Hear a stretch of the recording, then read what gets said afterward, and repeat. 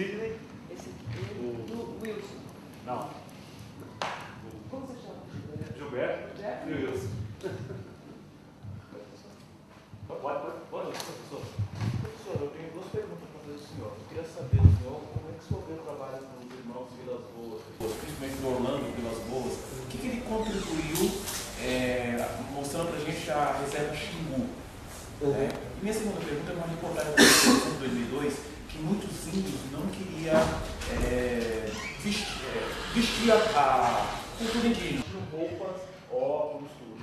Tem a ver com aquela palavrinha etno, que o senhor falou, que tinha hierarquia? Etnocêncio. Isso. Essa é a minha pergunta. Tá. Tem algumas regiões da Amazônia que os índios, eles são, até eu quero que você me confirme, eles são utilizados pelo exército, né, para uma espécie de patrulhamento das fronteiras. Se eu não me engano, os Yanomamis, alguns grupos fazem parte, né. Eu gostaria de saber se, a partir daí, né, dessa incorporação de alguns povos indígenas, né, no Estado brasileiro, né, porque eles acabam incorporando a partir do momento que eles estão defendendo o território do Estado brasileiro, né? Seria possível, a partir daí, abrir uma possibilidade maior, inclusive para a garantia deles enquanto povos, ou seria apenas um recrutamento pela facilidade até dos povos que o recrutamento deles como pelo exército. para o exército, né? No meu caso é uma pergunta, pedido historicamente para o professor, mas também é um pequeno informe. Talvez a Karen e o Diego possam dar um apoio aqui sobre o fato que o professor colocou no comecinho da fala dele, da matéria da Veja, né? Porque o Felipe Milanês, né? Ele veio até aqui para fazer uma palestra, saiu essa matéria da Veja, né? Ele soltou alguns comentários no Twitter dele, né? Ele era editor da National Geographic Brasil, né? Ele soltou alguns comentários no Twitter dele, questionando a matéria, que é realmente muito ruim, né? Da parte da Veja, uma matéria terrível. E o pessoal da Veja pediu a cabeça dele e ele foi demitido da National Geographic, né? Então esse é um informe, uma coisa muito triste que aconteceu entre a gente. E eu queria saber da opinião do professor com relação a isso, tanto a matéria da Veja, como essa retaliação que aconteceu. Não sei se o senhor acompanhou também todo esse affair aí que aconteceu, né? Vou começar pela perguntando dos Vilas Boas, né? Acho que eles tiveram um papel fundamental, que a gente chama de política indigenista no Brasil, né? De garantir, né, um espaço protegido, uma área protegida para os índios no Xingu, né? Que hoje em dia a gente tem o Parque Indígena do Xingu, que é um território grande, muito grande, onde você tem, se não me engano, 14 ou mais etnias indígenas vivendo ali, né? E eles foram, quer dizer, eles tiveram esse papel fundamental de criar essa primeira grande área existente no Brasil. Então eles têm um papel fundamental no indigenismo brasileiro. Agora, tem o indigenismo mais recente, tem muitas críticas ao modelo dele, né? Porque eles de uma certa maneira,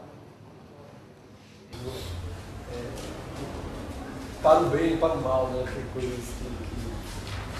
estão ali.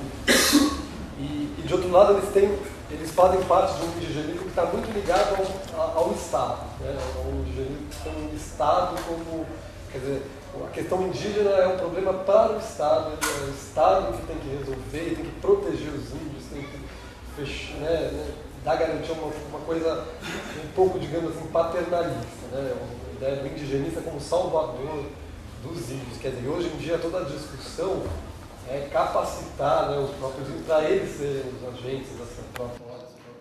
Quer dizer, então, a própria ideia da FUNAI, né, que é essa ideia que os índios ajudaram a fundar, né, esse indigenismo de Estado forte. Quer dizer, qual que é o, né, a FUNAI, o que tem que ser a FUNAI agora? Né? Ela tem que existir no sentido de que tem que ter um um órgão de proteção dos índios, mas como que vai ser feita essa proteção? É sempre a gente, né, que vai ter esse cargo paternalista, né? Ou você tem que dar meio para que os próprios povos possam eles mesmos gerir a si mesmos, né? Mas hoje tem um desenvolvimento muito grande das organizações indígenas, né? Organizações políticas que geram, tem gestão também de programas econômicos e tal. Então, o modelo foi muito importante, mas que hoje já está, digamos assim, desgastado. Do Estado mesmo, então, a gente é muito mais, quer dizer, a gente voltaria um pouco ao clássico, né? Quer dizer, então, os índios que têm que gerir, é claro que eles nunca vão poder perder de vista essa, para garantia mesmo dos direitos e dos benefícios, eles não vão poder perder de vista a necessidade da interlocução com o nosso Estado. Né? Só para, acho que é uma questão muito importante, né? Do indigenismo. E com relação a você falar se o fato de os índios usarem roupas teria a ver com etnocídio. Aí eu queria fazer primeiro duas. Eu acho que esse é o grande problema que a Veja escreve, né? Que ela desmerece o fato dos caras serem índios pelo fato deles usarem roupa, né? Ou dirigirem trator, sei lá o quê. Ou no caso, né? Terem uma organização indígena que, né, que manipula dinheiro, né, quer dizer, os índios deixam de ser índios quando eles passam a usar coisas dos brancos. Esse é o grande questão. Não, né? Isso não quer dizer etnocídio, né? Você usar uma roupa de branco, o etnocídio é a destruição da alma, né? De uma parte profunda, né? Quer dizer, a cultura, né, isso para os antropólogos, né, que trabalham muito com essa ideia de cultura, ela não é um conjunto de itens, né, uma vestimenta, um tipo de casa. A cultura, como os antropólogos têm defendido, ela está com formas de pensar, né, formas de pensar, formas de se organizar, mas você vestir uma roupa diferente, você ir para Brasília discutir no Congresso, isso não vai deixar de ser índio por causa disso. Você não vai perder uma identidade. Você não vai perder a sua identidade, seu pertencimento a uma comunidade, a um modo de vida diferente. O Eduardo Viveiros de Castro, ele mostra, por exemplo, ele foi, para voltar e fazer um gancho com a coisa da Veja, né? Que é um antropólogo também muito importante, que foi usado. A matéria da Veja, ela começa que ela não deve ser levada a sério, em primeiro lugar pela falta de ética absoluta que eles tiveram para fazer a reportagem. Por exemplo, eles citam um depoimento desse antropólogo, que é o Eduardo Viveiros de Castro, que é um depoimento que ele nunca deu, né? Falando que os índios, só é índio aquele que está preso a uma cultura original, alguma coisa do tipo. E é isso que ele diz. E na resposta dele à carta da Veja, ele dá um exemplo, que ele, na verdade, é dado por outro antropólogo, diz o seguinte: os europeus, né, quando eles quiseram na época do Renascimento, quando eles quiseram recriar suas identidades como europeus, eles se apropriaram, naquele momento, de milhões de elementos da cultura grega e romana, né? Os italianos, os franceses, os espanhóis, os portugueses, né? Só que isso é visto por nós, o fato de eles terem se apropriado da cultura greco-romana, como originalidade do Renascimento. Por outro lado, quando a gente vê os índios valorizando a sua própria identidade, à medida que eles recorrem a elementos dos brancos, né? No sentido de que eles vão falar no Congresso, ou que eles dirigem um trator, ou que eles montam uma organização política, né?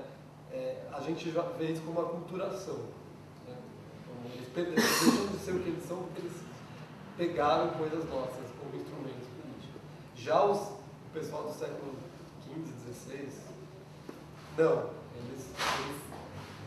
A Europa nunca foi tão Europa, senão quando ela se apropriou do mundo grego-romano. Então, quer dizer, Aí do outro lado do Viveiro de Castro fala, bom, tem povos que têm toda a sorte do mundo, outros, né, quer dizer, eles mudam e aí eles, para continuar eles mesmos, e outros que se mudam um pouquinho já são chamados de aculturados, deixaram de ser o que eles são. Então só para dizer, assim, um pouco isso que eu acho que é uma questão fundamental, né?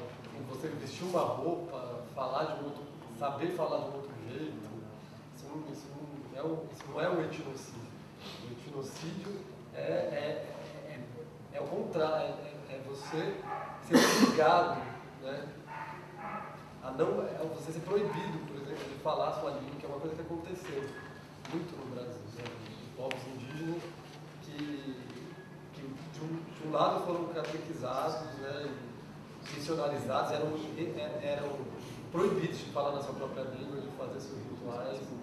Isso é etnocídio, né? E esses mesmos povos, muito tempo depois, né, eles hoje em dia estão reivindicando de novo essa diferença, essa identidade. Né? E aí diz, não, eles são aculturados, eles não são mais importantes, eles perderam a língua, por exemplo, porque é um trabalho ali forte para eles. Quantos idiomas indígenas a gente tem aqui no Brasil? Quantos idiomas?